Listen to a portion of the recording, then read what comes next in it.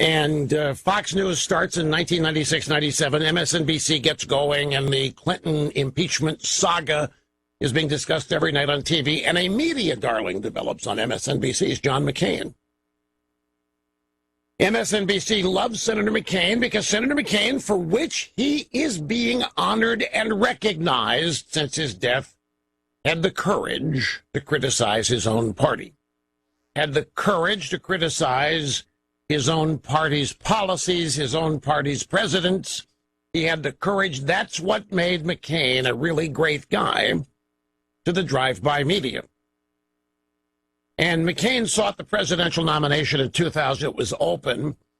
George W. Bush got the nomination eventually, but it was a really knockdown, drag-out primary fight in South Carolina. Suppose some of the tricks played on McCain by the Bush campaign were considered to be unconscionable, unacceptable. I mean, so below the belt that you needed to get down to the sewer to see the result. McCain was livid at the time. A lot of people supporting McCain were livid at the time. Bush goes on to win. And in the ensuing years, McCain remains the media darling. I mean, the drive-by media loved John McCain. He was practically a regular guest on MSNBC. It got to the point, folks, for those of you who don't remember, that John McCain would frequently refer to the drive-by media as his base voters, as his base supporters. And all during this time, well, not all during it, but as we approached the year 2008, and it became clear that Senator McCain was going to seek the Republican nomination. And I remember issuing a warning, I don't know how many times, but too many times to count here, to Senator McCain and his campaign team, that the minute you seek the Republican nomination, you are going to be cast aside by this media that has been fawning over you and loving you. You are going to become the enemy. And boy, did he. He became, especially when Obama got the nomination and McCain got the Republican nomination.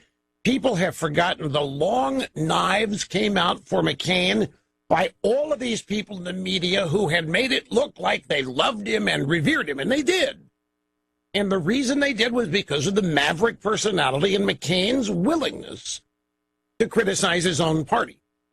McCain's willingness to talk about crossing the aisle, shaking hands, working together to get things done. The politics of compromise, because that always meant Republicans losing. When we talked about, in those days, about Republicans compromising, what it meant was Republicans forgetting their agenda and signing on to the Democrat agenda.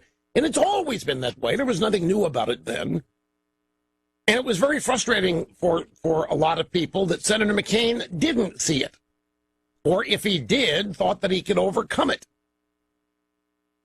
Well, then when they made the decision to pick Sarah Palin, folks, that ended any pretense of love and respect for Senator McCain. And then you make the Democrat nominee Obama, the first African-American presidential nominee, and McCain did not have a chance in the drive-by media. The people who had made him think they respected him, made him believe they loved him, cast him aside. And it wasn't that he remained in their eyes a good guy and friendly. They went after him, and the Democrat Party went after him as though he had been a rock-ribbed conservative forever and had never had a flirtation with the drive-by media at all. It was easily predictable. It was sad to see, I have to tell you, because it was so predictable. And let me give you just one example, and there are a plethora of these, if you wanted to take the time to go get them. John Lewis, who got beat upside the head, the Edmund Pettus Bridge in Selma, during the Great Civil Rights March.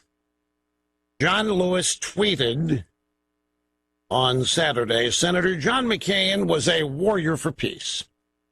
He will be deeply missed by people all around the world. Well, let's go back to Politico, October 11th, 2008. Basically 3 weeks away from the presidential election. And there's a Politico story in the headline, John Lewis invoking George Wallace, says McCain and Palin are playing with fire. Politico civil rights icon and Georgia Congressman John Lewis is accusing John McCain of stoking hate, likening the atmosphere at Republican campaign events to those featuring George Wallace, the segregationist former governor of Alabama and presidential candidate. McCain's campaign has responded with a statement in the candidate's name urging Obama to repudiate Lewis's comments. John Lewis, in a statement issued for Politico's Arena Forum, said, "What I am seeing reminds me too much of another destructive period in American history. Senator McCain and Governor Palin are sowing the seeds of hatred and division, and there is no need for this hostility in our political discourse." Lewis didn't accuse McCain of imitating Wallace, but suggested there were similarities. Okay, this is one example, and it's one of a plethora I could surface if I was to take the time, if I wanted to, but it makes the point. It provides the illustration. So after Senator McCain passes away, he becomes a good guy again. Guys of John Lewis. Senator McCain was a warrior for peace. He will be deeply missed by people all around the world. Well, during the 2008 campaign, he wasn't a warrior for anything but hate and racism, according to the same guy. Now, you might say, well, Rush, come on. It was a presidential campaign. You have to forget that stuff. You have to look past. See, that's what I don't do, folks. I think in the heat of battle is when Democrats say what they really mean. And John Lewis' example here is one of many. You go back and look, I mean, the viciousness for McCain, the viciousness for Palin. It was bad. It was bad enough for McCain alone before he chose Palin. After he chose Palin, it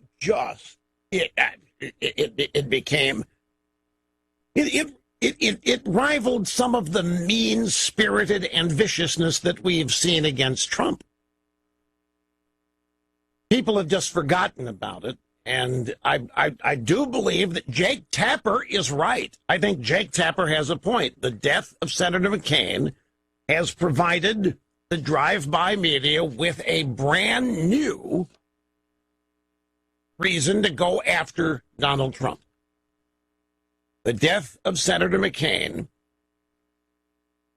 and as Jake Tapper said here, the reason why there is such reverence for McCain, he's admitting it. The reason there's such reverence for McCain is because of Trump.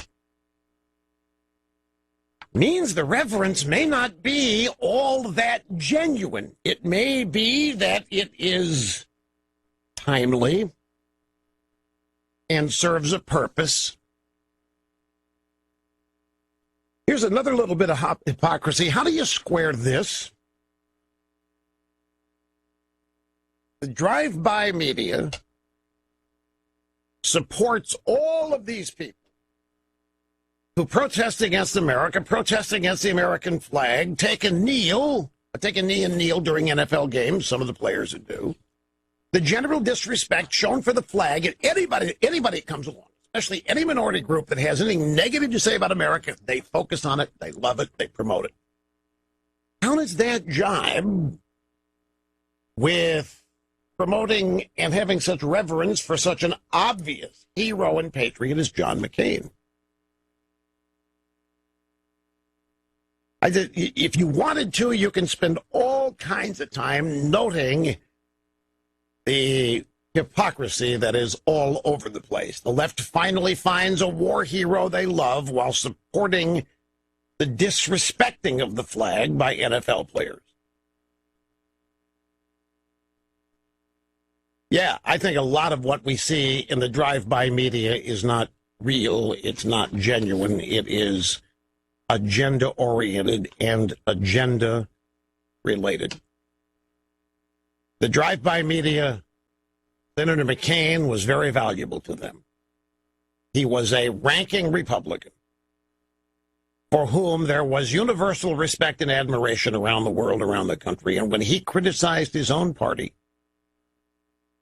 and I'm not just talking about Obamacare and Trump. I mean, when he disrespected, when he criticized George W. Bush, when he came up with this campaign finance reform business, whenever McCain did anything that was perceived to be anti the Republican Party, they just showered him with love and affection and respect.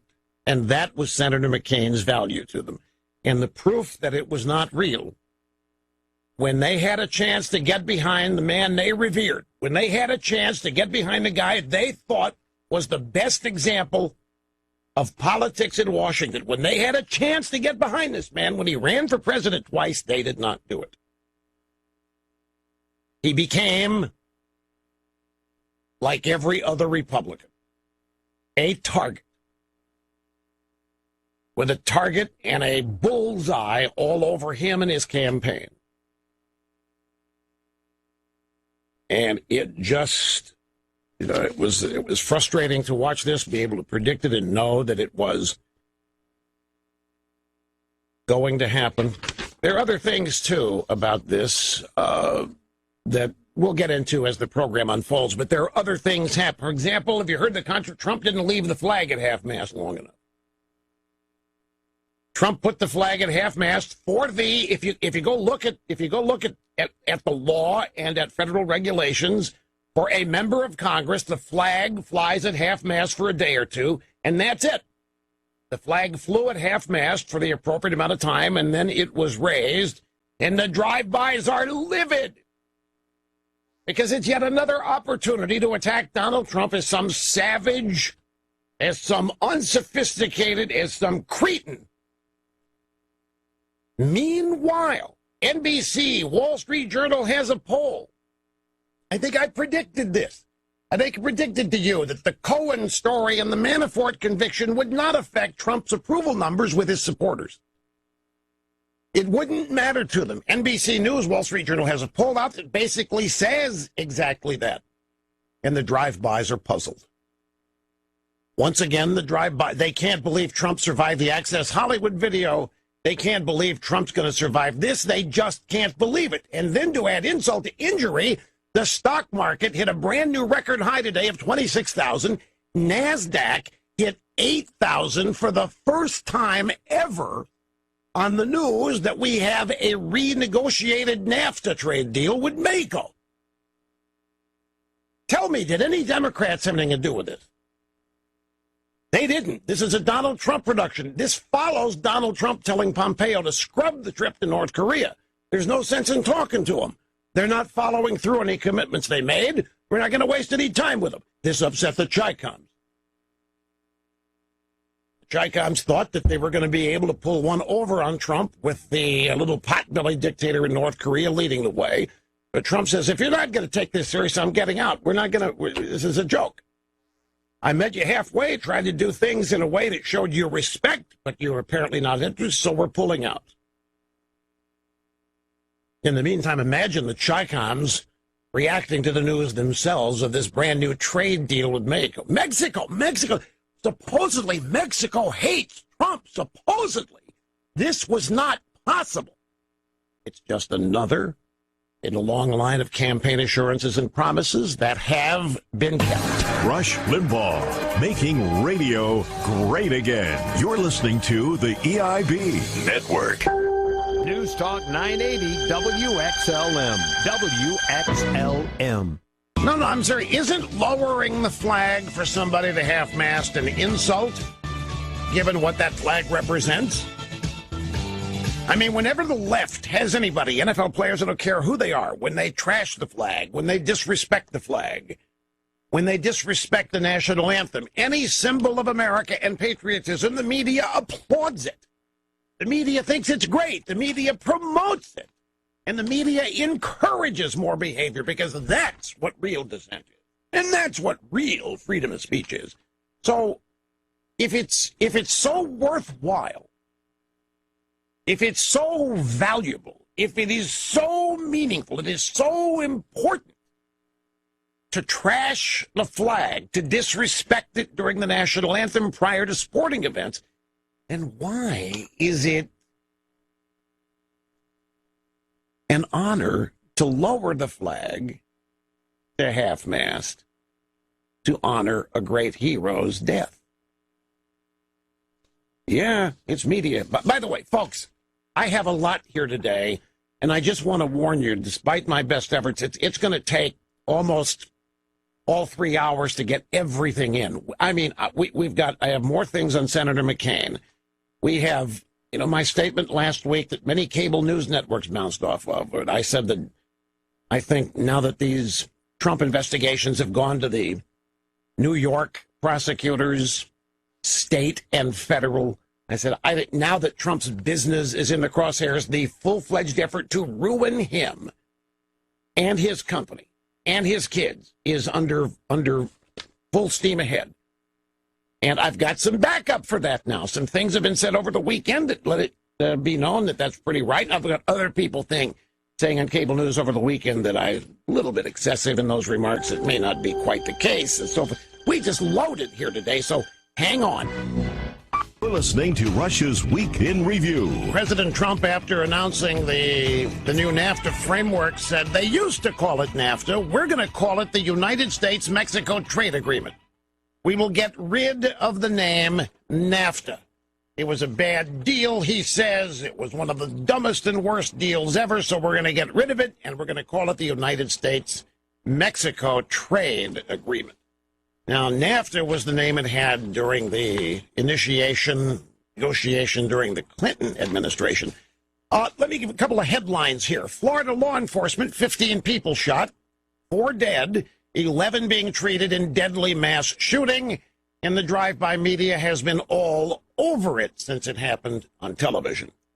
A headline from yesterday, Chicago Sun-Times, 23 shot in Chicago since Friday evening. At least 23 people have been shot in Chicago, 2 of them fatally, since Friday evening. That you haven't heard about.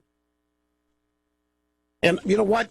I'm thinking you might not hear very much about this Jacksonville shooting after the preliminaries, because it appears that the shooter was part of the Trump resistance. The shooter apparently, on a Reddit thread, was very, very anti-Trump. And so the drive-bys are not going to want to make a vast move on this guy, make it look like the resistance is taking up arms, because people that hate Trump are supposed to hate guns. You see, the only people that like guns are Republicans. And when it comes to conservatives in the media, as far as the media is concerned, conservatives who are no longer able to be conservatives are the best kind. Republicans who are no longer able to be Republicans are the best kind. And they get all kinds of fawning, reverence, and treatment. How about the Pope? We can take the hypocrisy route on this. Pope Francis long knew of the Cardinal's abuse and must resign, says Archbishop. On the final day of Pope Francis' mission to Ireland, as he issued wrenching apologies for clerical sex abuse scandals. By the way, it seems that this is so widespread around the world. Everybody thinks the church, I guess, dealt with this some years ago, and it's becoming clear that not only has the church not dealt with it, it has continued to spread. And there are now calls for the Pope's resignation because he knew about it. Long knew of the Cardinal's abuse. On the final day of Pope Francis' mission to Ireland, as he issued wrenching apologies for clerical sex abuse scandals, a former top Vatican diplomat claimed in a letter published on Sunday that Il Papa himself had joined top Vatican officials in covering up the abuses and called for his resignation. The letter, a bombshell written by Carlo Maria Vigano, former top Vatican diplomat in the United States, a staunch critic of the popes, seemed time to do more than simply derail the Pope's uphill efforts to win back the Irish faithful, who have turned away from the church in large numbers. And then I recall that the Pope really went after oil executives one time when it came to climate change. Pope Francis, in fact, this is June 19th of this year. I really am fortunate to be blessed with such a wonderful memory. As I remember this, Pope Francis to oil executives, no time to lose on climate change. The Pope urged immediate action on climate change, stating that levels of carbon dioxide emissions and atmospheric concentrations of greenhouse gases are disturbing and a cause for real concern. In June, Pope Francis summoned a group of oil and finance executives to the Vatican for a speech on the need to rapidly transition to cleaner forms of energy. This is the Vicar of Christ doing this, reinforcing the warnings in his 2015 encyclical. The Pope urged immediate action on climate change, stating that levels of carbon dioxide emissions, atmospheric concentrations of greenhouse gases are disturbing and a cause for real concern. Could we all agree that rampant pedophilia in the Catholic Church is disturbing and a cause for real concern? Could we agree? Am I being too controversial in making that statement? Now, has the Pope convened the offending cardinals and told them to stop it? Has he convened the offending priests and monsignors and told them to cut it out? No. In fact, the story is that he's long known of all of this and hasn't done much about it. But when it comes time to climate change, greenhouse gases, there is no time to lose. Well, what about this other? What about doing it for the children? The fact of the matter is that industries in the United States do a better job managing CO2 emissions than all other organizations on Earth. So once again, folks, rampant and blatant hypocrisy that is related to a political agenda. And even this pedophilia crisis in the Catholic Church, it is, as I say, it is so much more widespread than anybody knew.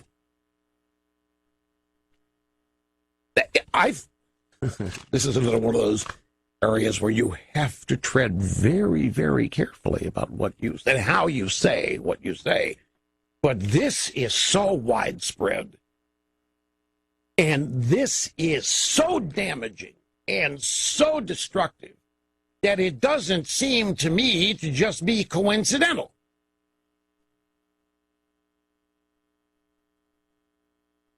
How long is it going to be before there are serious calls for allowing priests to marry? How long is it going to be before somebody starts suggesting, maybe they have, I'm not Catholic, but maybe people are.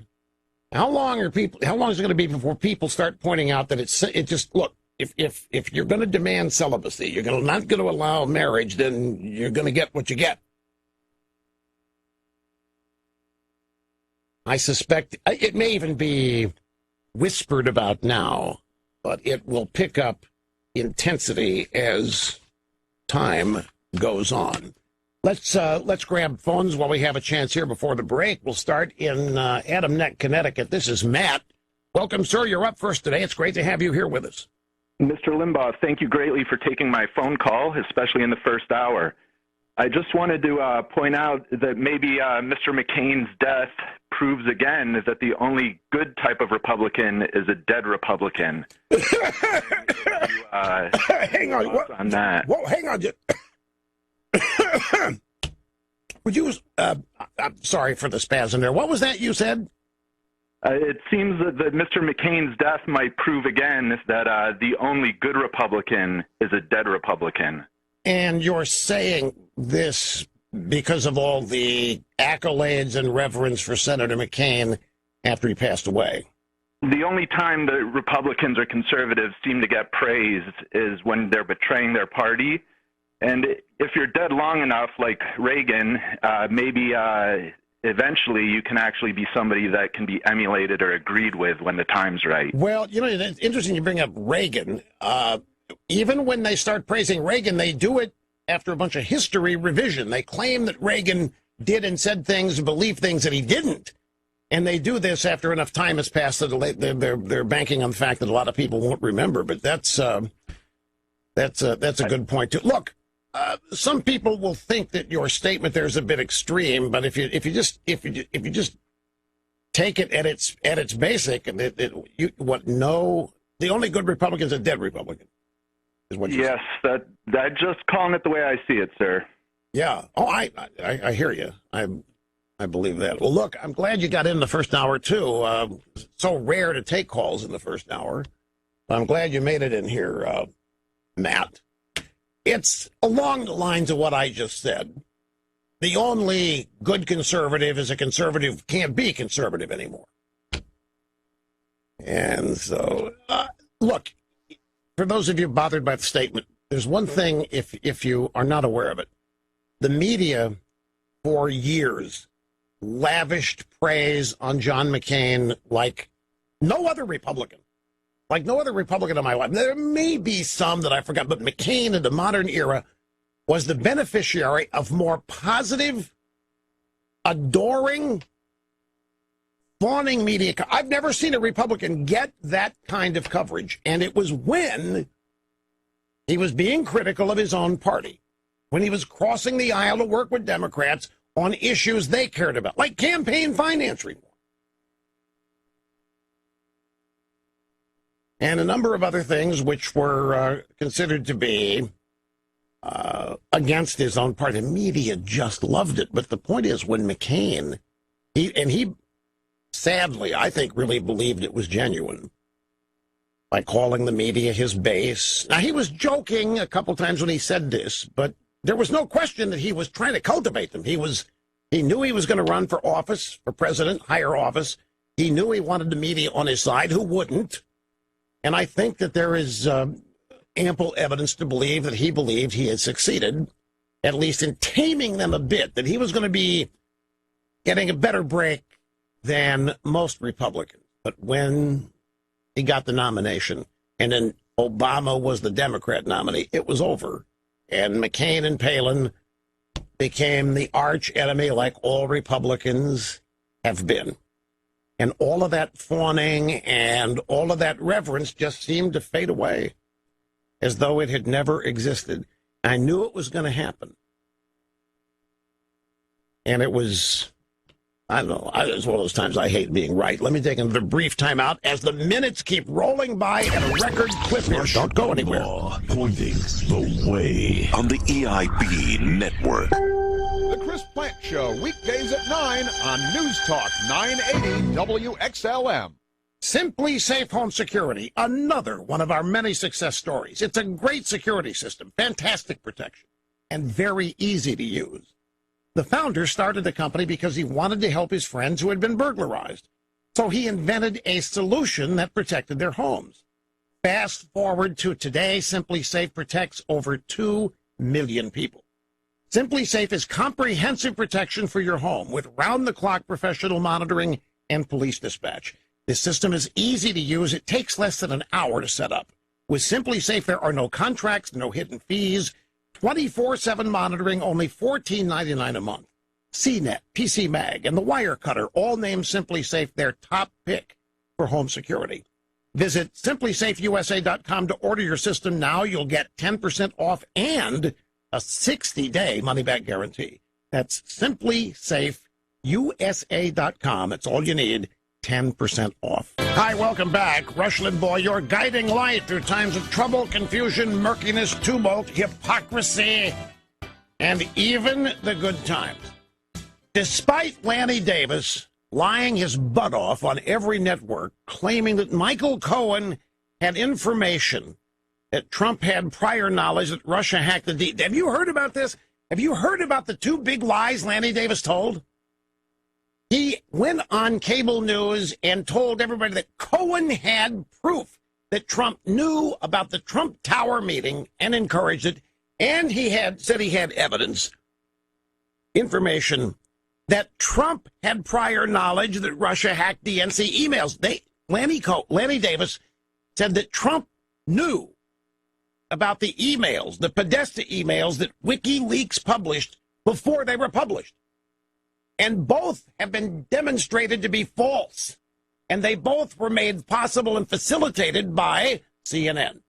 There's a reporter at CNN, Jim Sciutto, not to be confused with Jim Acosta. This is Jim Sciutto, Sciutto, who I think came from the Obama administration. And he spread 2 knowingly false fake news stories, as did Lanny Davis, about Cohen's knowledge of Trump and Trump's supposed knowledge of all these things the Russians were doing before we knew about it. And they've been demonstrated now to be false. They were lies. And despite this, despite the blizzard of media lies, despite the wild speculation designed to drive Donald Trump out of office, Trump's support remains solid. And why? Because a sizable number of Americans do not trust the media anymore. They do not trust polling data anymore. A sizable number of Americans love the United States, and they are benefiting profoundly from the revitalized economy.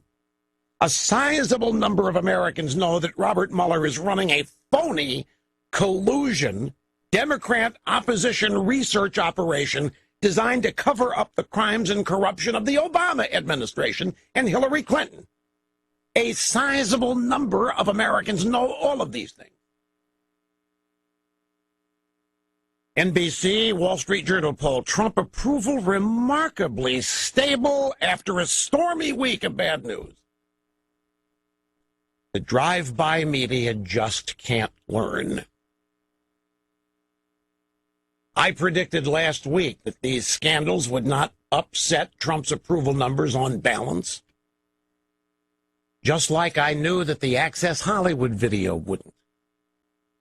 You know why I knew that? Because I know the Trump voter, and I know the Trump voter is fed up with a bunch of things being leaked into a campaign like late in October, the October surprise. They're fed up with things like that affecting the outcome of elections, particularly when they don't care. When it comes to Donald Trump, they don't care about any of that. They never have. Because Donald Trump, in their minds, is the only thing standing in the way of their lives being changed forever by virtue of the Washington establishment continuing to transform this country into something it was not founded to be. Donald Trump's the guy. They're not going to get rid, they're not going to abandon him, and they're not going to sit idly by while other people try to destroy him. NBC News, listen to this. After a week, it saw President Trump's former campaign chairman convicted on 8 counts of fraud, and his former lawyer plead guilty to felony campaign finance charges. President's job approval remains virtually unchanged. New polling from NBC and the Wall Street Journal shows. Can't believe it. They just can't believe it. Because I'm here to tell you and remind you again, the real focal point of all of these attacks on Trump has been to drive down this number. This is the only way they're going to be able to force Trump out of office. They can't indict a sitting president. They're not going to ever have 2/3 of the Senate vote to convict him if he's impeached. Oh, and speaking of which, the Democrats have a new policy. Their new policy is to not talk about impeachment. Once again, the Democrats want to hide from voters their real intentions. But something might have happened to screw it all up. There's this California Democrat that all the cable networks love this guy. Fox puts him on 3 times a week. CNN may as well give him a camera in his office. His name is Swalwell. Eric Swalwell. He's a nice guy, don't misunderstand, but he's a raging leftist. And he has just admitted yesterday on, I think it was one of the Sunday shows, ABC, they don't have anywhere near enough evidence to impeach Trump. They don't have any. They haven't seen anything yet, despite all that we've seen in the news for a year and a half. Now, is he just executing a Democrat strategy of trying to talk everybody out of thinking they want to impeach or not? I don't know. But it manifests itself as very fascinating to me. From Richmond to Cedar City, Memphis to Steubenville, serving America. Rush Limbaugh on the EIB Network. This Savage Nation, weekdays at 3 on News Talk 980 WXLM. Legacy Box is the easiest way to get all of your old home movies, films, and photos converted to digital files. Birthdays, a baby's first steps, graduations, weddings, the family get-togethers, and holiday time. All of those important moments that you have on old camcorder tapes, photos, Super 8 film, Legacy Box converts them all to digital files and puts them on a thumb drive or a DVD for you, whatever you want. All the work is done by hand right here in the USA. Over 400,000 families now have used Legacy Box to create over 3 million DVDs, every one of them full of memories. If your own family members are still on old VHS tapes and photos, preserve them now, folks, before they're lost or harmed or disintegrate. There's never been a better time to digitally preserve your old home movies, film reels, and photos. Get 40% off at legacybox.com/rush. That's legacybox.com/rush. 40% off. Hi, folks. How are you? Welcome back. Great to be back. Rush Limbaugh, doing what I was born to do. I was born to be on the radio, and here I am each and every day. Such a blessing. Such a great thrill to be with you. Have you out there every day. Telephone number, if you want to be on the program, is 800-282-2882. The email address, ilrushbo@eibnet.us. Okay, folks, as usual, there are things galore exploding out there today that it's going to take a decent portion of the program today to get to everything. I was actually kind of proud of myself. I got to 90% of what I had yesterday. I got it in yesterday, which doesn't usually happen. I just don't tell you every day, because what you don't know, you can't possibly criticize. But yesterday was especially productive, and today, let me just give you a brief headline example. CNN, and this, by the way, this really has its origins last Friday. This Lanny Davis story and his recanting of blockbuster claims he made about himself and Michael Cohen and the now confirmed lies, admitted lies, that Cohen and Lanny Davis told that Donald Trump knew about the Trump Tower meeting before it happened, and that Donald Trump knew about the WikiLeaks emails that they were going to publish before they published them. Lanny Davis is the primary source for both of those stories. Michael Cohen's a secondary source. Lanny Davis, a primary unnamed source for CNN. Both of those stories have now been debunked by none other than Lanny Davis. Lanny Davis has admitted that he made mistakes. Lanny Davis has admitted that he got it wrong. People are now trying to figure out how he could have gotten it so wrong. How could he have committed such mistakes? Very few people are asking, why would Lanny Davis lie? Well, here's the interesting thing about it. And remember, I'm just setting the table with this. The details here are fascinating. CNN, even though its sources have recanted the story, CNN's still running it. CNN will not pull it. CNN's still running these stories that Trump knew of the Trump Tower meeting before it happened and was okay with it, which Lanny Davis says now Michael Cohen didn't know and didn't say, that he was the source for it and it was wrong, and that Trump knew about the WikiLeaks emails, the Podesta emails, before WikiLeaks published them. All that's been walked back, but CNN is sticking with their story. And everybody's trying to figure out why. Does CNN have sources beyond Lanny Davis and Michael Cohen for these allegations? If not, why will they not retract it? I have a wild guess reason why CNN might not retract it. There are 3 names that are bylines on the CNN story. One of them is Jim Sciutto, And another one is Carl Bernstein of Woodward and Bernstein fame. I wouldn't put it past CNN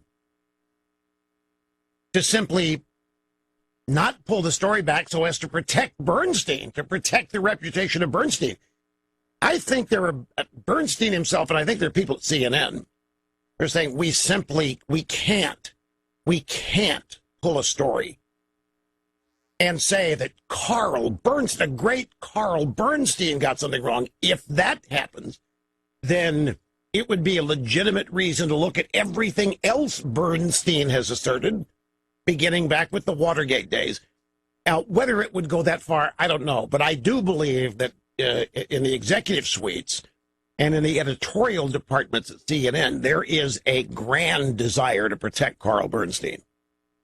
And, of course, Carl Bernstein would have a vested interest in protecting Carl Bernstein. But once again, CNN's right in the thick of it, running fake news. This turned out to be fake news, and it dates back to July. The first one of these assertions dates back to July. The New York Times ran the story. The Washington Post ran the story. The Washington Post now has two stories ripping into Lanny Davis about 80%, because Lanny's still a good, loyal Democrat. He's still a good, loyal Clintonista.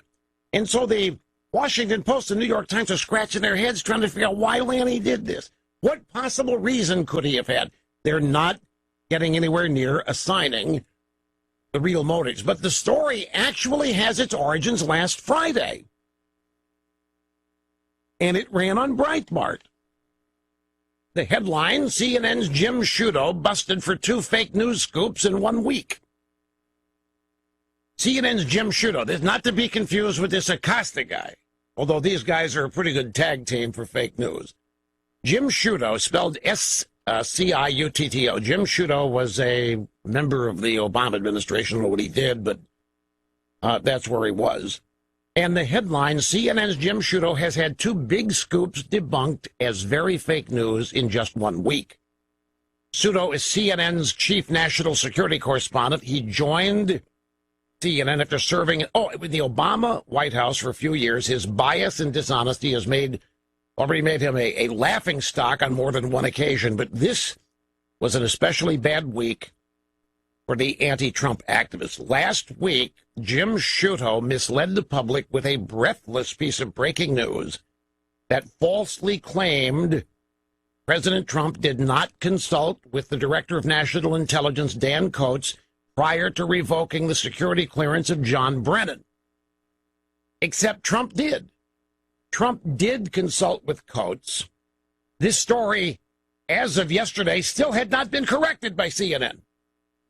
A second Sciutto attempt to mislead the public that was debunked also remains uncorrected, even though it was debunked not only by the horse's mouthpiece, but on the airwaves of CNN. Led by Jim Sciutto on July 27th, it took a total of 3 CNN activists to manufacture a fairy tale that claimed that Trump's former attorney, Michael Cohen, knew that Trump was aware in advance of the 2016 Trump Tower meeting. In other words, they asserted that Trump not only lied about not knowing of the meeting with the Democrat-connected Russians, but that Trump's advanced knowledge could mean that he approved of it.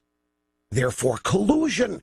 Therefore, impeachment. Therefore, Obama might get to come back, or Hillary might get another stab at it. In other words, they just made it up, but the problem is none of it is true. None of it is true according to Lanny Davis. He has recanted it all.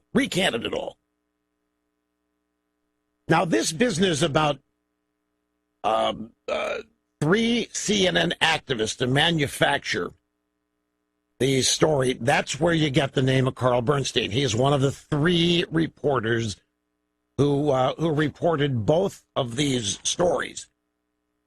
Lanny Davis has now admitted that he was a source for CNN's Trump Tower story. There's another element to this, too. And that Lanny Davis said that Michael Cohen can't wait to talk to the special prosecutor, Robert Mueller, to tell him all of this. That's not true either. Some of this stuff that Cohen has reportedly said, as reported by CNN, has been fake from the get-go, and it's been fake for a couple of weeks. And even now, while Lanny Davis recants it all and says he got it wrong, and Cohen ditto, CNN does not retract their version of the story.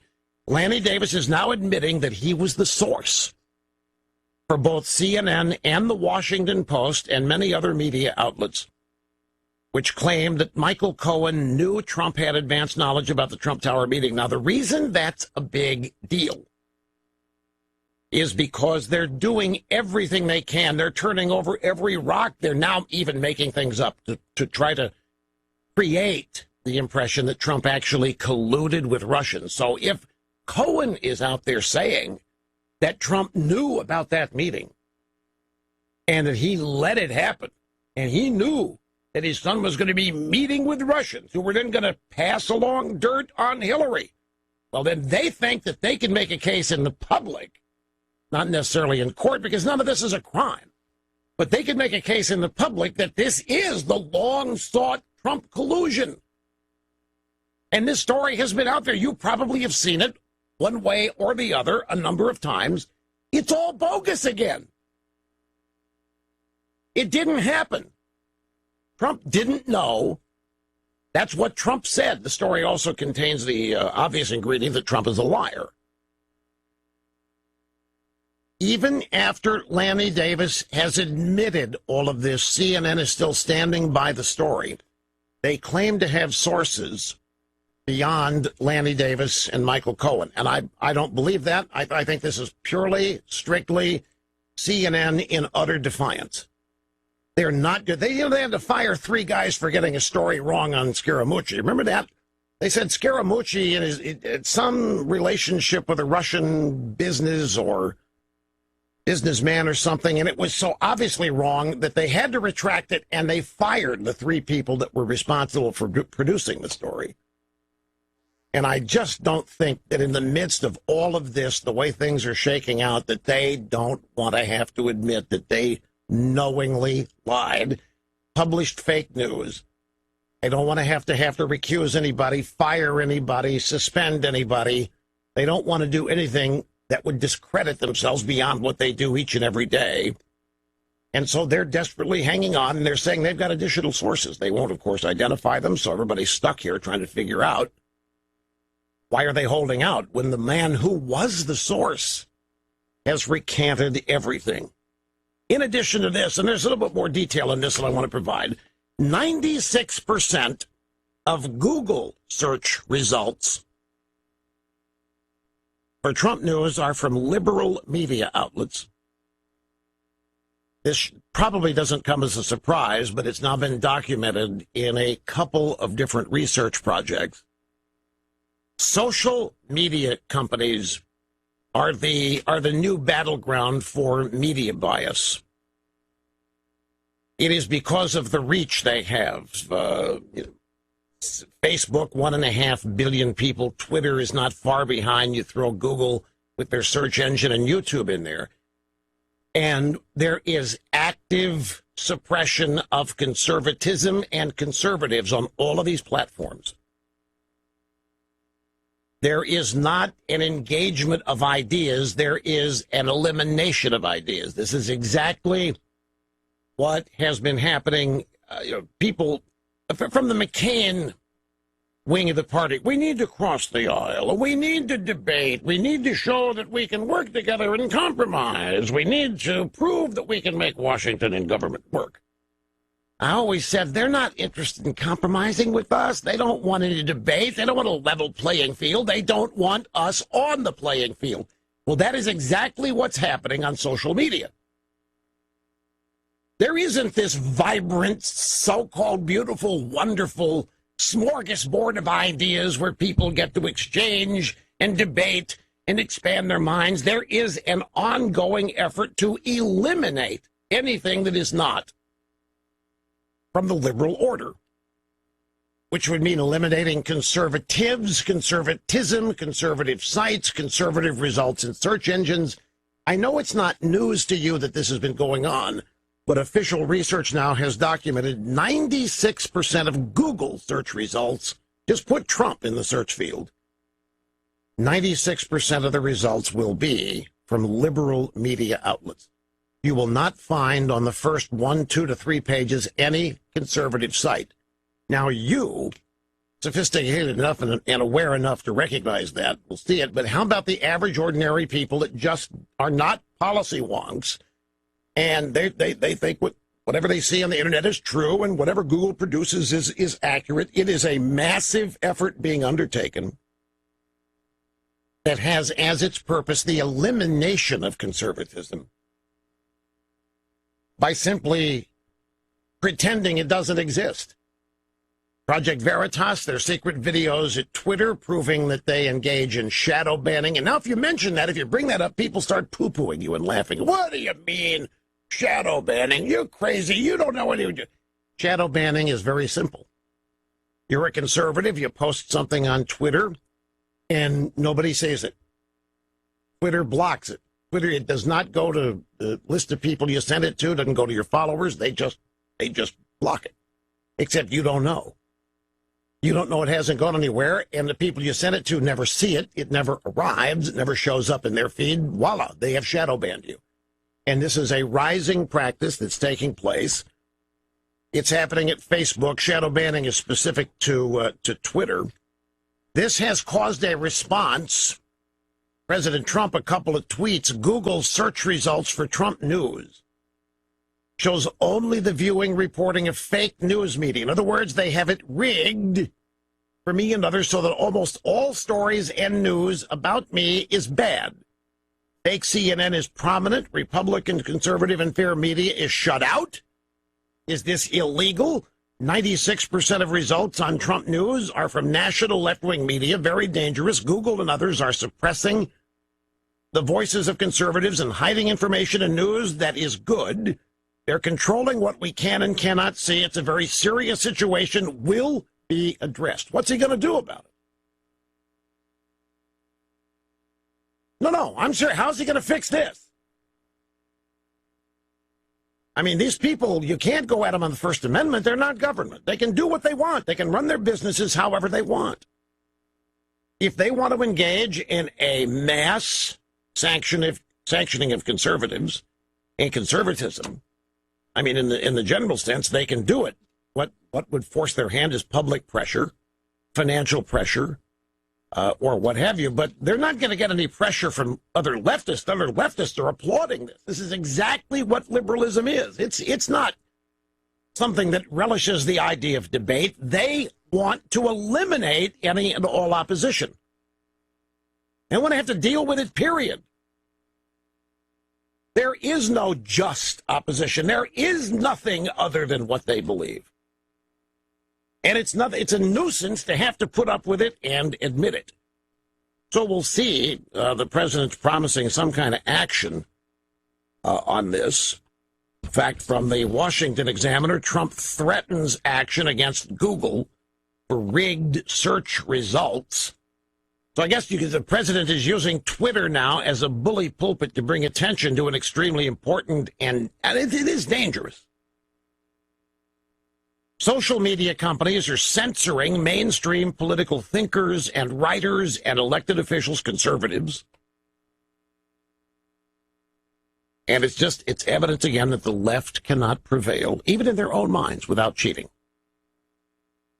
They cannot thrive, survive, or win without cheating. And they now have built up these social media platforms that are so huge that their opportunity to cheat is massive each and every day. Got to take a quick time out. Be back with more after this. Don't go anywhere, folks. Start it, but he'll be happy to finish it. Rush on the EIB Network. Join me, Chris Plant, weekdays at 9 on WXLM. Simply Safe is another one of our great success stories. Fantastic protection. Simply Safe system is easy to use. It takes just minutes to set up. And there are no contracts, there are no hidden fees. 24/7 monitoring. Only $14.99 a month.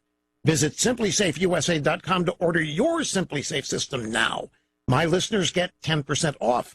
Just go to simplysafeusa.com for 10% off. simplysafeusa.com. So I checked the email during the break. Rush, why would Lanny Davis lie like this when he knows it's going to be exposed? Why would he lie when he knows it's going to be? It's been exposed and CNN's not retracting it. CNN is not changing a thing about these stories.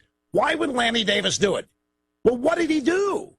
He set up a GoFundMe page for Michael Cohen. Lanny Davis set up this fundraising effort so that Michael Cohen can continue to tell the truth. I think it's very possible that Lanny Davis lied about this and stuck with it as a fundraising effort because any money Cohen gets is going to end up passing through to Lanny Davis, who is his lawyer. I mean, it's become so common now, fake news, out and out lies and made up stories that are designed to destroy and ruin people. It's happening so frequently that talking about it and reporting on it has ceased to contain any incredulity. It's just become standard norm in drive-by media. But this really needs to be understood by as many as possible. Listening to Rush's Week in Review. By the way, folks, a little programming note. I remain a little gravelly today, a little hoarse, and it limits my expression ability, if I can coin that word. I have to speak in more of a monotone than I usually do in order to have the voice break like that. So I'm trying to be expressive in alternative ways until such time later in the program when usage of the voice will strangely result in its strengthening. Now, on the CNN business, even back to the Google and the social media and the can't even call it by the way beyond bias treatment of conservatives and anything that isn't liberal. I think that we've reached a stage in the country that a lot of people have not yet realized or don't even want to admit. We are not two different political ideologies or parties that have different ideas about accomplishing the same things. That's what it used to be. There used to be the left and the right, Democrats, Republicans. Used to be a common objective or common goal. The common objective was how to make life consistently better and improved for the most people. How to maintain freedom. How to ensure human rights and all of this. There were those common objectives. There were just different philosophies, ideologies, ideas on how best to achieve them. And on the left, it was thought that government in control of most things would have the most equitable and fair result. That the more involved government was in every walk of life, in every avenue of life in America, then the fairer and the more just things would be. And it was acknowledged that the bigger government got, then the less individual liberty and freedom people would have. But that was on the left thought to be okay, because most people are not bright enough to know what to do to hold on to their freedom anyway, and have to kind of be cared for and looked out after and protected and so forth. On the conservative side, it was the belief that we are all endowed with individual abilities, capabilities, that none of us are the same, that we're all unique, and we have the blessed opportunity of living in the greatest place on earth where there is abundant human freedom, and with it the ability to reach whatever potential any individual sought, depending on that individual's ambition, circumstances, intelligence, ability, or what have you. Government was there. It was necessary. It was there to defend the country, to guard against the erosion of freedom and liberty and so forth, but it was not there. Government was in no way to determine the outcomes of lives in any way, in the job market, in schools, universities, or what have you. But even in those days, I mean, it was acrimonious, and you could even say it was tribal, but the objectives did have some things in common. I think that's I don't think we have it in common today. I don't think that what we on the right seek for America is at all what people on the left seek. So the battle that we're having today is not served at all by crossing the aisle and cooperating and finding common ground, because there isn't any.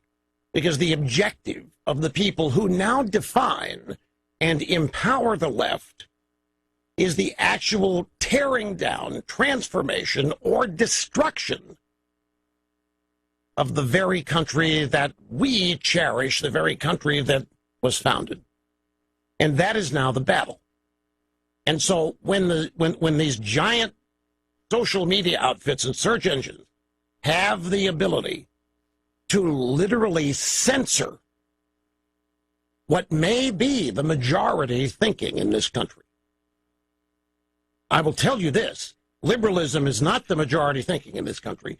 If you look at polling data or research data, you look at people who honestly identify as liberal or conservative, you will find more people say they're Democrats and Republicans, but that's narrowing.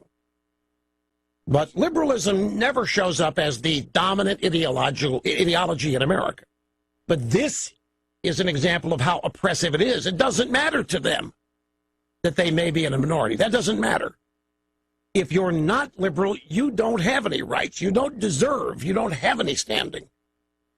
So there isn't any common ground anymore. There's no friendly debate or argument about how to get to a common objective, because the objective isn't something we have in common anymore. Now, to me, speaking personally, I look at the left, and I think if they actually understand conservatism, I don't know how you hate it. They construct all of these extreme, wacko examples of what conservatives believe. Many of them are social and cultural. None of them are true, such as the things they say that we equate with Hitler and all this. Just that they've gone off the rails on this stuff. They're intimidated, they're threatened, and they're even scared by conservatism. But nevertheless, they have amassed power in pop culture, movies and television shows, music, and now social media, to not just win arguments. They have achieved the power to simply eliminate. So now we come back to CNN. Why will CNN not retract an obvious story that's wrong? Because they don't care that it's wrong. That's not CNN's objective. CNN's objective right now isn't whether the story's right or wrong. It's to persuade people that whatever they say is right, because the real objective here is to get rid of Donald Trump, however it can be done. That's the objective, and since they consider themselves to be morally superior, then that means they are entitled in their own minds to do anything to get rid of this pest. If you've got a bunch of rats in your house, are you going to worry about morality when you get rid of them, or are you going to wipe them out, whatever it takes? That's how they look at this. Donald Trump is a giant infestation of insects, vermin, and rats that they are going to do whatever they have to get rid of. So why will not CNN pull this story on Lanny Davis? Well, there's all kinds of reasons, but I really believe it's because they want it to be thought of as true. They want to be, every journalist in this country gets up to this day hoping and praying that he or she stumbles across the evidence that proves that Trump colluded with Russia. CNN thinks they've got it. They don't want to give it up. They also don't want to ruin the reputation of Carl Bernstein. But this story dates back to July 26th. The story specifically is that Michael Cohen intended to tell the special counsel, Robert Mueller, that he was present, that he, Cohen, was present when Trump was told in advance about Trump Jr.'s meeting with various Russians at Trump Tower. CNN story includes a statement about its sourcing that credible reporting now suggests were designed to have misled the audience. They did this knowing that it wasn't true. And yet CNN refuses to address any of the questions that have been raised about its conduct here. They simply are refusing to deal with it.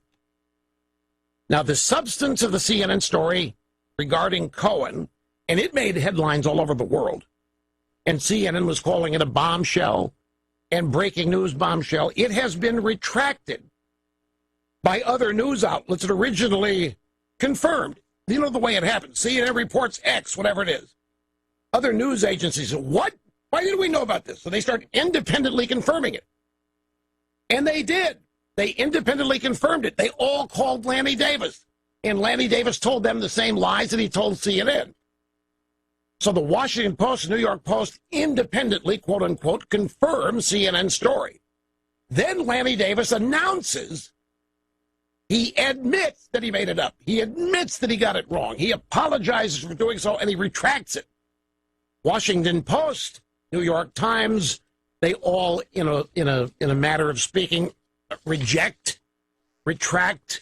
their own stories, but CNN isn't, which is leading to such stories. Here's Aaron Blake in the Washington Post. Michael Cohen's lawyer has done real damage to the case against Trump.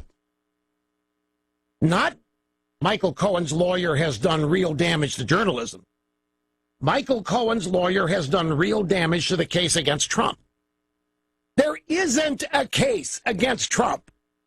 That's what all of this means. Lanny Davis made it up, and Cohen made it up. Cohen was not there.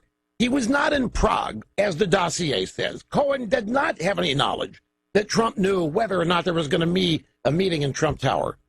All of this has been made up. And now the media is worried about what that means for the case against Trump, not what it means for journalism, because they long ago stopped worrying about that. But CNN has now been accused of lying to its audience about a key element of what they called a blockbuster, and they refused to retract it, where everybody else that run the story has sort of tried to pull back from it. Brief timeout yet again. Back with more in a moment. Rush Limbaugh pointing the way on the EIB network.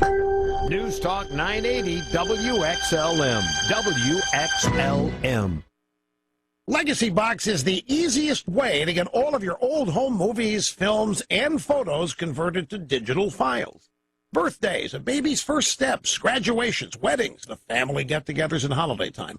All of those important moments that you have on old camcorder tapes, photos, Super 8 film, Legacy Box converts them all to digital files and puts them on a thumb drive or a DVD for you, whatever you want. All the work is done by hand right here in the USA. Over 400,000 families now have used Legacy Box to create over 3 million DVDs, every one of them full of memories. If your own family members are still on old VHS tapes and photos, preserve them now, folks, before they're lost or harmed or disintegrate. There's never been a better time to digitally preserve your old home movies, film reels, and photos. Get 40% off at legacybox.com/rush. That's legacybox.com/rush, 40% off. Okay, we're going to get to the phones here in just a jiffy, but grab audio soundbite number 22. Howard Kurtz was on Fox this morning talking with Eric Shawn, a fill-in co-host, who said the network, CNN, says that, quote, we stand by our story. We are confident in our reporting of it. Now, is this just a sense of confusion, or is there something much more serious and deeper going on here, Howie? It's a pretty serious matter, Eric. CNN is hanging out there with a story about a major accusation that Michael Cohen supposedly, allegedly, ostensibly is prepared to make against President Trump about advanced knowledge of that Trump Tower meeting, when its own source, or one of them, as you say, Lanny Davis, Michael Cohen's lawyer, says it's not true. Now, I just got off the phone with Lanny Davis, who I've dealt with for 25 years. He's always been a straight shooter with me, and he's owning up to an error here. He says he made a mistake, which he regrets, in unintentionally misleading CNN. Here's his quote. I should not be talking to reporters on background about something I'm not certain about. The combination of big stakes and a big mistake is a bad moment for me. If I had a redo in life, says Lanny Davis, I wouldn't have said anything about the subject. Oh, this was done on purpose. Now, this cover the, the CYA move here. This is, I should not be talking to reporters on background about something I'm not certain about. What do you mean you're not certain about it? You're not certain about it, and yet you confirmed it for you. Everybody wanted this story to run. That's what you have to answer. Everybody involved, Cohen, Lanny Davis, CNN, the rest of the media, wanted this story to run. It could be as simple as they just know that Trump colluded. Oh, my God, they know it. They're so frustrated that they can't find any evidence. And Lanny Davis, why, who can dispute Lanny? He's at Clinton. He's no lawyer. Who can dispute? Lanny says that Cohen told him that they ran with it. So excited. But if there's reasons beyond this. If you're Lanny Davis and you're going to set up a GoFundMe page for Cohen, and you're going to go out there and you're going to say, please send this man money so he can continue to tell the truth. What does telling the truth cost anybody? Zip. Zero. Nada. It's a fundraising trick. What Lanny Davis was doing was telling these insane lunatics on the left that Michael Cohen has the goods on Trump colluding with Russia, and we need to make sure he has the continued ability to get that message out. He needs a GoFundMe page, and we need your support. That's what that was. That's how it was set up. The fact that CNN's still hanging on to this should be proof of enough. That the truth here is not what everybody is after. It's what they can convince people is the truth. Let me get started on the phones in Bloomington, Illinois. Andrew, I'm glad you called, sir. What's shaking? How are you? Well, I got an issue with the whole conservatives being blocked out. I'm going to raise something here to you that I really hate suggesting, but the only way I see conservative news being able to have equal airing is allowing net neutrality and going to the utility internet. I hate saying it, but I equate it kind of like driving a car. I mean, we're all concerned about, regulating it. Oh, you got to have a license to drive a car, right? Unfortunately, the liberals own the roads. So the only way we're going to be able to take our car out on the road is if we allow it to be regulated. I mean, I hate saying it, but, as long as the liberals own the internet, we've got to allow it to be regulated. So you want to turn these social media outfits into utilities, essentially, which would then allow them to be regulated. But you can go after them on the basis of antitrust, which is the way the gigantic oil companies of old were busted up, and some of the other monopolies that were supposedly monopolies were busted up by going after them on antitrust, preventing and eliminate competition and that kind of thing. I think you can do that without opening up every door that is net neutrality. Net neutrality is just a code word for letting the federal government regulate all of the internet. Yeah, I'm of so many different minds on this, and the reason is. And I don't even know if I should make this observation. No, I'm not going to make the observation. It would not be understood and so forth. Something has to give on this, and Trump apparently now is going to lead and spearhead some effort to fix and correct this. It's obvious that the social engine, the social media purveyors, the Zuckerbergs and the Google guys, and Jack Dorsey at Twitter are only going to provide lip service to this. And in fact, they're going to deny what we know is happening. They're just going to say it isn't true. I mean, we've taken all kinds of steps and made all kinds of changes to our algorithms to make sure that this doesn't, while it, in fact, does continue to happen. Anyway, I'm up against it on time, but we will continue to talk about this. A lot of people lined up on the phones who want to weigh in on it. We'll do that when we get back. Don't go away. Rush Limbaugh, because we know for you, only the best will do. On the EIB Network. The Chris Plant Show, weekdays at 9 on News Talk 980 WXLM. Listening to Rush's Week in Review. Greetings, my friends, and welcome. It's great to have you here. A jam-packed 3 hours straight ahead. from the Rush Limbaugh program as I sit firmly ensconced in the distinguished and prestigious Attila the Hun chair here at the Limbaugh Institute. Telephone number, if you want to be on the program, 800-282-2882. The email address, lrushmo@eibnet.us. So yesterday, when I spent a lot of time on CNN, and the fact that they will not retract the story that their only source is now admitting he lied about, CNN will not retract it. Remember what I said, ladies and gentlemen, as the reason why this was happening. I said they are protecting the reputation and the legacy of Carl Bernstein, Woodward and Bernstein. You know, Woodward and Bernstein did their Watergate stuff back in the 70s, and Woodward and Bernstein, well, Bernstein primarily has been all over the place, doing his brand of journalism ever since, and has not really stepped in it, but now 74 years old, and this is a doozy. This is an embarrassment. And CNN, I have no doubt, now everybody is speculating that this is the reason CNN is hanging tough and refusing to retract, is because that they feel the need, and probably Bernstein's working on them too, to protect his legacy. He's one of the three bylines on the story. The other one's Jim Sciutto, and I forget who else. But what we're going to do in mere moments, we're going to go back and we're going to relive the day CNN announced this story. That was back on July 27th. And it was Allison Camerata in the Infobabe anchorette chair. And they thought they had the scoop of the season. They thought they finally had it, that Trump had lied and that he had colluded with Russia because they had a source telling them it was Cohen and Lanny Davis that Cohen had seen it, that Cohen had seen Trump. Cohen knew that Trump had done it. And this lie lasted for a month. It was finally exposed when Lanny Davis realized that Cohen testified before Congress saying something entirely different. When Cohen testified before Congress, he said he knew nothing about Trump having prior knowledge of the Trump Tower meeting. And that's under oath. So Lanny's sitting there saying, wait a minute, my client has told me that he saw Trump, and then Lanny, after Cohen told him that, sourced CNN. Lanny went to see, and why would CNN, have you ever thought of this, why would CNN use Lanny Davis as an anonymous source?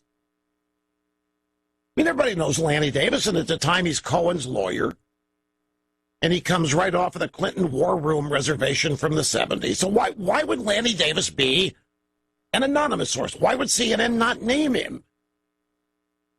Does Lanny Davis not have credibility, or did CNN not want to identify that one of their sources was a warrior defending his client? Anyway, they didn't identify the source. Lanny Davis then finally, after a month of fundraising, after a month of a GoFundMe campaign, or a significant amount of time where Cohen had generated enough money to pay Lanny enough money for his tireless work, Lanny then starts calling everybody and saying, you know what, I made a mistake. My client didn't know. My client doesn't know. My client cannot say for sure. He wasn't there. My client totally made it up. And thus, I made him. Well, CNN will not retract any of it. And I speculated yesterday, just to be repetitive here, to make the point home, because I think there's any doubt about it, that at the top of the list of reasons why, I mean, it's not the only reason, but one of the primary reasons CNN's hanging tough is what's going to happen to them. Nothing's going to happen to them. How can they lose any more respect than they've already lost? How can their audience get any smaller significantly? What really is anybody going to do to them? Nobody's going to do anything to them. If anything, other media might get mad at them for misleading the rest of the media, because, you know, the Washington Post had to withdraw. They had to change their story. New York Times, but CNN's still hanging. What's going to happen to them? Nothing happens to any of these people on the side of this that are trying to nail Trump with bogus, trumped up, never happened evidence. If you're CNN, so what's going to happen? They're not going to lose any respect. Nobody's going to give them any grief over it. May as well hang in. continue to try to mislead as many viewers as possible and protect the image and the legacy of Carl Bernstein. So we'll circle back to this in a minute. Next thing, what blue wave, ladies and gentlemen? In Florida, in the governor's primaries yesterday, we had an interesting battle shaping up. Ron DeSantis, who, full disclosure, I know, and I have played a couple of rounds of golf with. I call him governor on the golf course. He says, he doesn't say, don't say that, don't you? I just, he'll make a good shot. Way to go, governor. He's a nice guy. I like him a lot. I've met his wife. But as you know, I don't endorse during primaries, and I didn't. But Trump did. Trump did an appearance for DeSantis, and Trump heartily endorsed DeSantis. DeSantis was double digits down when Trump starts working for him, and DeSantis wins by double digits. Now, who in the Republican Party can do that? Now, we're told that, Trump's, he's not what he was. People have lost their luster for Trump. All this rigmarole from the left. That people are fed up with Trump. That people wish they could get their vote back. That Trump embarrasses them. You know the drill. Except when you look at polling data, 90% of Republicans maintain that they are in total sync with Trump and completely approve of the job he's doing. 90%. What other Republican could take a fellow Republican double digits down and convert that into a double-digit victory? Could Mitch McConnell do it? Could Paul Ryan do it? Who could do this? But the interesting thing, in addition to that, is the turnout. 1,602,000 votes on the Republican side. 148,000, or 1,480,000 on the Democrats. I'm trying to do the math in my head here. That's a significant turnout advantage for the Republicans in a state the Democrats claim that they're going to win, because the people of Florida are also fed up with Trump. But this blue wave is supposed to be massively overwhelming the Republicans in turnout, and it didn't happen. Republican turnout, as I say, 1.6 million. We'll round the Democrats up to 1.5. So basically, 116,000 votes more on the Republican side than the Democrat side. And in Arizona, another Republican blowout. It's 124,000 in Florida. The Republicans outturned the Democrats by 100,000 in the Arizona governor's race. But yet, we've been hearing about blue wave, blue wave, blue wave ever since last December when the first generic ballot polling data was released. We've continued to hear about blue wave. And of course we would, because the media is not at all objective and simply is now carrying the agenda of the Democrat Party. I think actually leading it, but that's neither here nor there. So in two states where the Democrats planned on making big bank, where the Democrats plan on turning things around, there was greater Republican turnout than there was Democrat turnout. Now, this is not enough to suggest that there's going to be a red wave. I fall back to my standard operating procedure on this, and that is nobody knows what's going to happen. But I can tell you one thing that the media is saying that isn't true.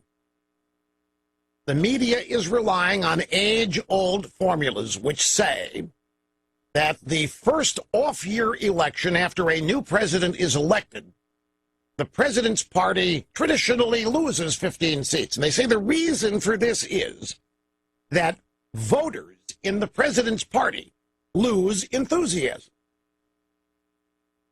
They secured the victory for the president in the presidential race, And so the next midterms, 2 years after the presidential election, they're not nearly as fired up. They become complacent, and they don't realize the dangers that lie ahead. I'm sorry, you got to throw that formula out with Trump. You have to throw out much of the conventional wisdom and formulaic thinking that has existed inside the Washington establishment for years. The Trump voter is not complacent.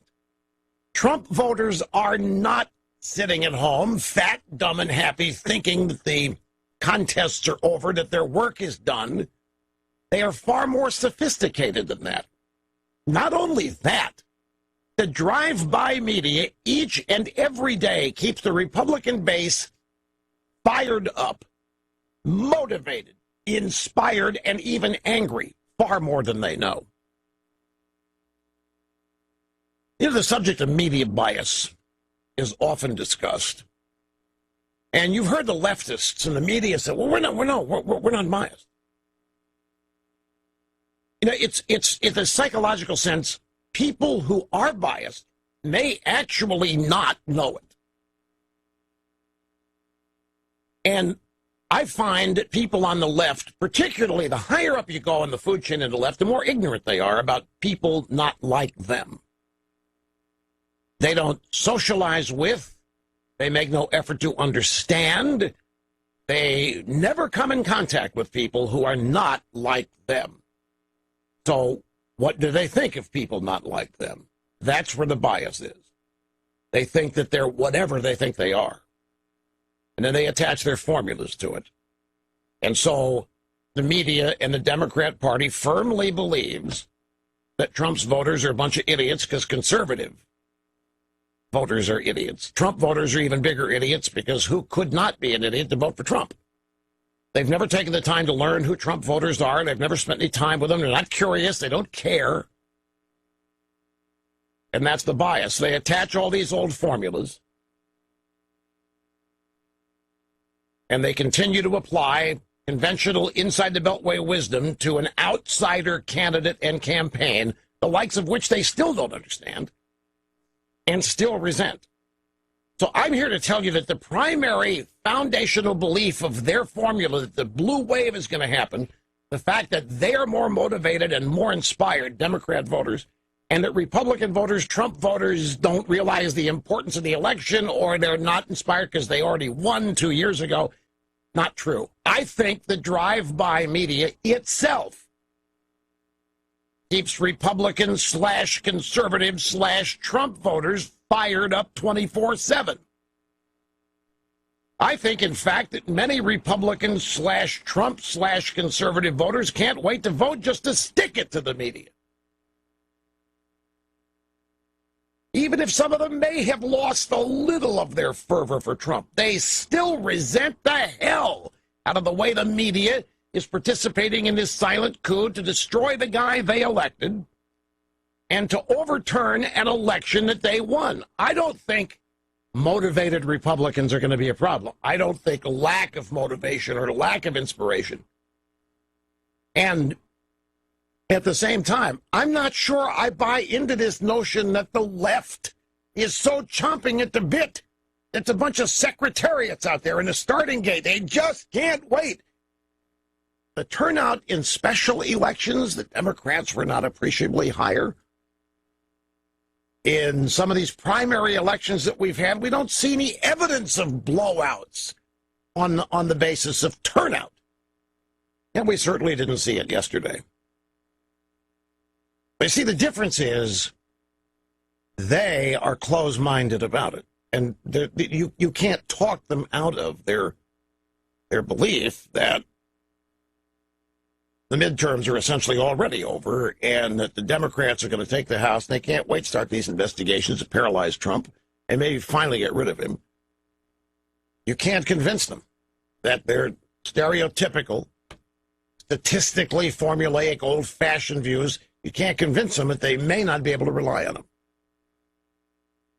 So they continue to report the news. They continue to do what they do with the belief that, like them, everybody now has become totally disgusted with Trump. and they're missing. And it's right in front of their face. Even after these elections yesterday, say in Florida and Arizona, even with the turnout differential, they're still going to be in denial about it.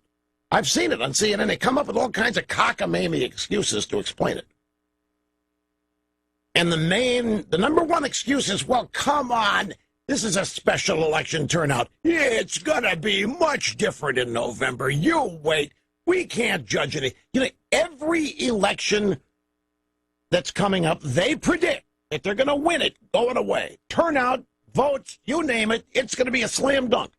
When they lose it, or when the turnout's not what they think it is, they fall back to, well, it doesn't matter. This is not the kind of turnout where we're expecting this blue wave. That'll happen in November. You can't judge anything by these primaries or special elections. You can't. See, every time they lose an election, that election doesn't count. That turnout model doesn't matter. It can't be right. They continue to live in denial about why they're losing. So we shall see. I still believe that we haven't yet had the events that are going to shape the outcome in the election in the midterms of November. I believe it's still dicey to start polling people here in late August and to try to attach any solid meaning to that. Although, I will say, well, I think that the media's behavior, the behavior of the Democrat Party, the whole Washington establishment, I think one thing you can count on is that Republican/Trump voters are fed up now, and they're going to stay fed up through November. It doesn't matter. Because the media is going to keep lighting a fire under them every day and multiple times a day. Let me take a quick time out only because I have to back. You're listening to Rush Limbaugh, America's gift to broadcasting on the EIB network. The Savage Nation, weekdays at 3 on News Talk 980 WXLM. Listening to Rush's Week in Review. Everybody's all excited about the Florida governor's race. Ron DeSantis, Donald Trump versus Andrew Gillum. That's Bernie Sanders and George Soros. And that's how people are looking at this. And, yeah, I mean, that's going to become conventional wisdom. It's Trump versus Soros. It's Trump versus crazy Bernie. What it's going to be is the American founding versus Venezuela. The American founding versus socialism. That's what it's going to be. I understand the desire people have to personalize this, attach celebrities or personalities to the vote and so forth. But the substance of the governor election in Florida is real simple. It's conservative / the founding of America type government type of country versus this new brand of Democrat socialism, which is being advocated by the likes of Alexandria Ocasio-Cortez. And we will see as time unfolds. Let's now go to the audio sound bites. This is the CNN Lanny Davis story, and let me just review for you essentially what happened here. Back on July 27, CNN breathlessly ran breaking news claiming they had an anonymous source. We now know that source was Lanny Davis. They had an anonymous source saying that it was now fact that Michael Cohen knew in advance, that Donald Trump knew in advance of the Trump Tower meeting involving Russians visiting and talking with his son. And CNN ran this story breathlessly as though they had finally discovered the Holy Grail. They had found the collusion that the media and journalists had been searching for over 2 years. They did not identify their sources, Lanny Davis, which I still say remains very curious. Why would Lanny Davis be their anonymous source? I mean, they got a source. Everybody knows who Lanny Davis is. Lanny Davis is a dyed-in-the-wool, loyal Democrat advocate. He was and is the warrior for Cohen. And CNN lived off of this story for a month. And they kept hammering it and hammering it. One of the names, one of the bylines on the story for their website was Carl Bernstein of Woodward Bernstein. And nobody corrected the story, even though Lanny Davis knew this was not true. And he knew it wasn't true because Michael Cohen had lied. Michael Cohen testified to a congressional committee or two that he had no knowledge of Trump and the Trump Tower meeting. He didn't have any idea if Trump knew or didn't know. He had no idea if Trump went. He didn't know a thing. And that was his testimony. But he had told Lanny Davis something else, supposedly, which Lanny then told CNN, which CNN then ran their breaking news story and couldn't stop having orgasms live on cable television. Then Lanny figured out somehow, some weeks later, that Cohen had lied to him, which meant that Lanny had lied to CNN and the Washington Post, because when CNN ran the story, the Washington Post and CNN all independently confirmed it, they said. See, that's what journalism is all about. An outfit will run a story. The New York Times, Washington Post have not heard about it, so they get in gear and they try to confirm it with their own sources. And then they reported that they were able to confirm with their own source. Lanny Davis was the source for everybody. And then Lanny had to come clean at some point, which he did recently, by saying that he'd made a mistake. And there are actually two elements to this that Lanny had lied to CNN about. The Washington Post and New York Times have run their so-called corrections. The Washington Post has run a story really ripping Lanny Davis and Cohen for doing great damage to the case against Trump. Because now there isn't a case against Trump. Everything about the story was made up. CNN will not pull it. CNN will not correct it. CNN will not withdraw it. CNN will not change a thing. And that is because I'm convinced, as I said yesterday, they're dying to protect the reputation and legacy of Carl Bernstein and Jim Sciutto. There are three other people on this. So let's go back to July 27, 2018. CNN's New Day co-hosts Allison Camerata and John Berman are breathlessly introducing the breaking news. CNN breaking news. We do begin with breaking news. For those of you who have not paid much attention to the Russia investigation, today would be a good day to start doing so. Indeed. Sources tell CNN that President Trump's longtime former personal attorney, Michael Cohen, has begun spilling the beans. One of the bombshells he reportedly wants the public to know is that then-candidate Donald Trump knew in advance and approved of that June 2016 Trump Tower meeting in which Russians promised dirt on Hillary Clinton. And these sources say Cohen is prepared to make that claim to special counsel Robert Mueller. Now, if this is true, it means the president lied about it publicly. It means that Donald Trump Jr. lied about it under oath. And it means the current president of the United States had knowledge of and approved of accepting Russian help during the campaign. Folks, they can barely keep their pants on. You can just hear it in their voices. The only problem is that none of that was true. Let me unpack it just a little. I'm not going to go through it line by line. Sources tell CNN that Trump's longtime personal attorney, Michael Cohen's begun spilling the beans.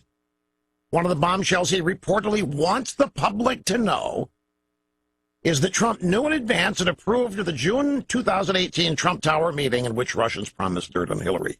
If Trump had known, there's no crime. There is no crime. This would be what people would call collusion, and it isn't a crime.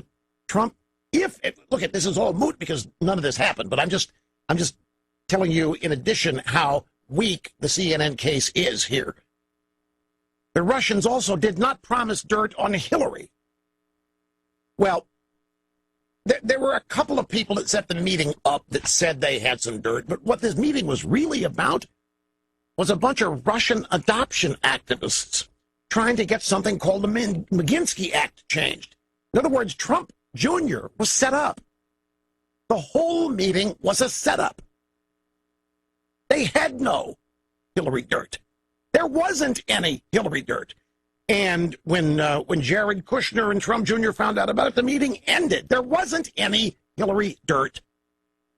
All there was an effort to lobby people who were not even in power to change the Maginski Act.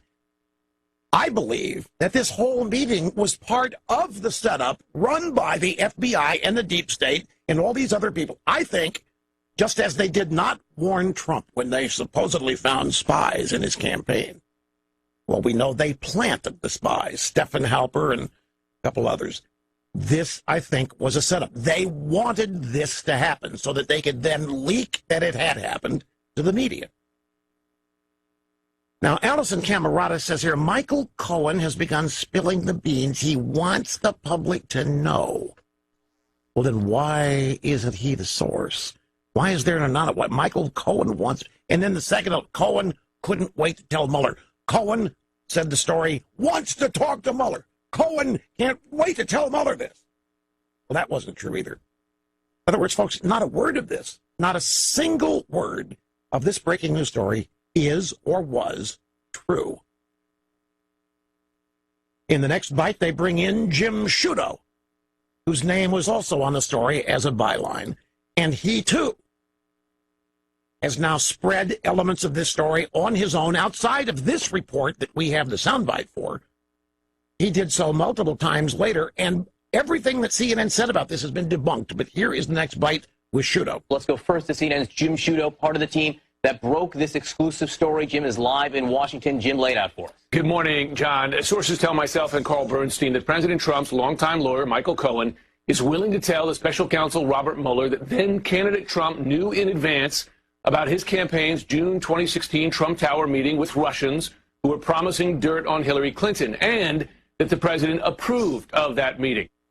Do not doubt me. None of that's true. It did not happen. And the Washington Post and New York Times have now written stories saying so. They have retracted it. Well, I don't think there's been official retractions. They've run corrections. They've done their mea culpas. And now they're dumping all over Cohen. And remember, Lanny Davis let this live. Lanny Davis let this live for 3 weeks until he decided to tell media that he'd made a mistake and that Cohen had not said that, and Cohen had not seen this, and that Trump didn't know the meeting, that Lanny can't prove anything. I can't tell you the president knew of the meeting. I can't tell you that he approved the meeting because my source, I got it wrong. I made a mistake. Well, what happened was Cohen, when he testified before a congressional committee, did not say what CNN reports him saying when he's under oath. So he either lied to Lanny Davis or they both concocted some scheme story to end up raising money for Cohen. Remember, Lanny Davis goes out there and begs people to send money to Cohen's GoFundMe page so that Cohen can continue to tell the truth. As I keep asking, what does it cost anybody to tell the truth? I guarantee you, if Michael Cohen wants to go on TV today, there'll be 15,000 cameras waiting for it. It won't cost him a dime. Lanny Davis needs to get paid. He's a lawyer. He's working for, which is another, what is a Clinton lawyer doing defending this guy? I mean, none of this passes the muster test. One more bite. Glenn Greenwald. Glenn Greenwald co-founded a website called The Intercept. He lives in Rio because he's become persona non grata in the American left, but he is an official card-carrying leftist progressive. He championed Edward Snowden. Snowden granted him all kinds of access after Snowden got caught or discovered to be leaking all kinds of NSA secrets.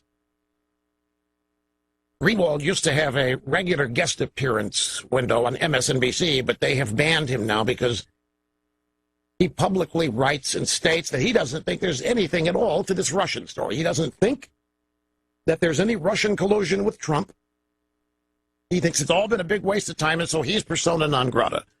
Here is Greenwald last night with Tucker Carlson on Fox News. Tucker asked him, what do you make of this? What do you make of CNN not retracting it, not correcting it? I've been on your show to talk about a lot of these humiliating moments, and this might be one of the worst ones yet. After Lanny Davis went on CNN with Anderson Cooper, and to Anderson Cooper's shock, admitted that everything CNN had been breathlessly hyping is true was actually false. The Washington Post and the New York Post listened to that, and they said, wait a minute, we independently confirmed CNN stories based on an anonymous source, and our anonymous source was Lanny Davis, who's now saying the whole thing is false. So they did what they had to do and what they should have done, which is they retracted the story. They outed their own source. CNN couldn't do that because they lied to the entire world. They can't retract the story, and they can't admit they lied, so they're just continuing to stick to what everybody knows is a lie. And there is no other source but Lanny Davis. When the Washington Post, New York Post wanted to confirm it, they went to Lanny Davis. That was CNN's source. Lanny has told them he made it up. CNN is not withdrawing, not retracting the story. It is a humongous embarrassment. They can't withdraw. And it's because I'm telling you, folks, I'm getting Bernstein. Rush Bernstein Limbaugh protected. pointing the way on the EIB network. Join me, Chris Plant, weekdays at 9 on WXLM. Legacy Box is the easiest way to get all of your old home movies, films, and photos converted to digital files. Birthdays, a baby's first steps, graduations, weddings, the family get-togethers, and holiday time. All of those important moments that you have on old camcorder tapes, photos, Super 8 film, Legacy Box converts them all to digital files and puts them on a thumb drive or a DVD for you, whatever you want. All the work is done by hand right here in the USA. Over 400,000 families now have used Legacy Box to create over 3 million DVDs, every one of them full of memories. If your own family members are still on old VHS tapes and photos, preserve them now, folks, before they're lost or harmed or disintegrate. There's never been a better time to digitally preserve your old home movies, film reels, and photos. Get 40% off at legacybox.com/rush. That's legacybox.com/rush, 40% off.